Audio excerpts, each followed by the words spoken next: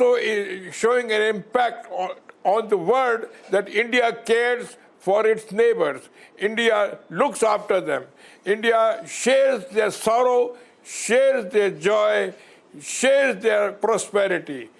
This is the message that the world has got from these glowing pictures that are emanating from the Dhaka International Airport. A word from Sriram Cholia as well, and then hand it over to Major Gaurav Arya to take it through with the rest of our panelists. Sriram, as you look at these pictures of the Prime Minister being received in Dhaka, what's the bigger message, and what are you looking forward to over the course of the next 2 days? Niranjan, bigger message is that, India's neighborhood policy is working. See, once in a while, suppose there is a anti-India sentiment that arises in some quarters in one of our neighboring countries, immediately there are, these bunches of critics who rise up and say we are failing, our policy is a complete shambles. But look at Bangladesh, the way we have nurtured it, the way, Prime Minister's op-ed in the Daily Star was talking about how we resolved a lot of the outstanding issues, like the land boundary agreement, the maritime boundary agreement. All these we did, we conceded territory. We are generous. We showed our, elder brother approach to Bangladesh, and they have embraced it. What was not possible for 45 years, Narendra Modi got it done after he came to power. He told Sheikh Hasina, "Mujh pe bharosa rakhiye," and he has delivered on it. So I think that's the number one message that's going, that we are consolidating our neighborhood. Except one country of SAARC, everybody else is with us. And Bangladesh Prime Minister was talking about how the whole Bay of Bengal area we are now going to develop jointly, and this is going to bring so much prosperity to the northeast of India, to West Bengal itself, which is of course like a cousin of Bangladesh. And then it also sends a message to the Chinese, because the Chinese have been throwing money and trying to make inroads in this region through Belt and Road Initiative. What they don't have is the emotional connect, the cultural connect.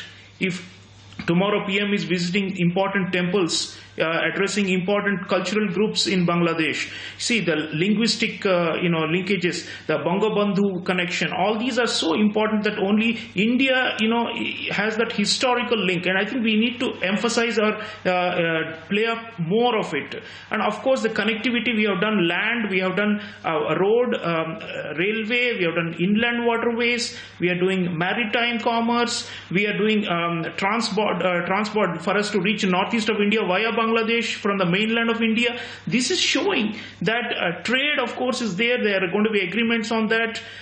This shows that our generosity really works. The only country that's objecting and saying Indian hegemony does not get the benefits of being part of the Indian growth miracle. Bangladesh is benefiting from it. We are not competing with Bangladesh. Bangladesh trade, bilateral trade is more than 10 billion now.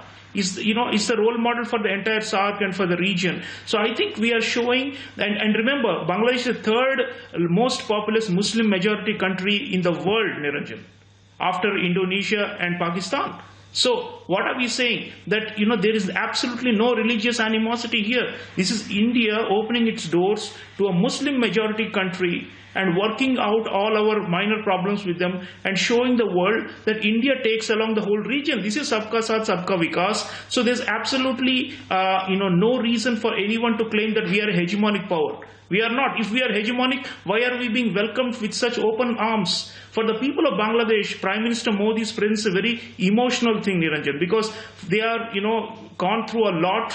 The 26th March is actually the day of the Declaration of Independence and the day when the genocide started by the Pakistani military. It's not the actual day of the independence, which comes in December.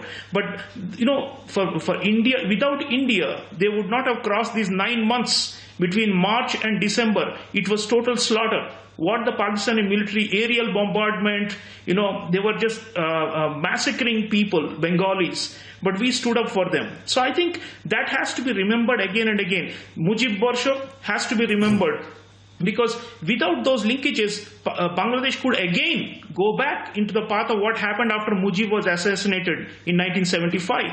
It became closer to Pakistan. The Islamist groups took root there. Hardline jihadist terrorist outfits used Bangladesh as a safe harbor from which to spread in the whole subcontinent. Harkatul Jihad-e-Islami. People forgot Huji. Huji started from Bangladesh under regimes that were before Sheikh Hasina. So it's very important that the history is not just for token's sake or just for remembrance. If we remember that history only, we can ensure Bangladesh remains moderate and on a prosperous path. And that is, I think, the biggest commitment Prime Minister Modi is making for a prosperous Sriram. and moderate Bangladesh, which is fully integrated into India. Yeah. And that's where I think we will together shine a light on how to create regional integration a different way. Yeah, and he had a very strong message to give to the people of Bangladesh with his editorial in the Daily Star, in the Bangladesh media. A lot of takeaways from that as well. We'll take a short break now. When we come